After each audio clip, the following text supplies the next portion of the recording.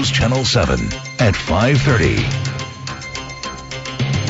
Glad you're with us tonight. It is Think Pink Week, but any time of the year, this is a very special woman. Here's her story. Chanda Miller is the winemaker at Anselmo Vineyards in Shasta County. Early this year, the 32-year-old was diagnosed with breast cancer. But the story begins before that. At 28, she was diagnosed with lupus, but realized she'd had it since she was 17. In fact, she was overjoyed to get that diagnosis.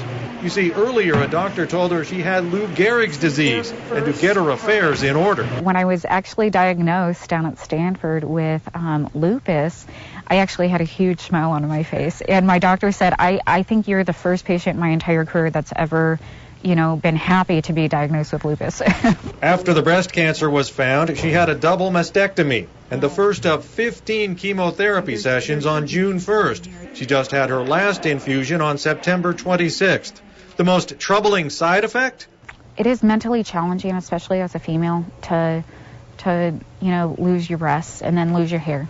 And so losing my hair probably was my biggest mental defeat. To be honest with you. Wasn't anything else. It was losing my hair. That's a good look. I know. Well, and then I realized I'm kind of blessed with a good-looking head. She says her strength comes from her faith, eating a healthy diet, and staying active. Most of this time I worked nearly full-time here out on at the winery, out in the vineyard and in the winery itself, and very peaceful. The days that I was hurting really, really bad, and I felt like I just couldn't get out of bed, the most important thing was to get out of bed. Oh, and while all this was going on, her husband, a university professor, had an affair with a student and left her. I tried to look at the positive in the fact that it did take my mind off of the cancer for a short period of time, actually. So.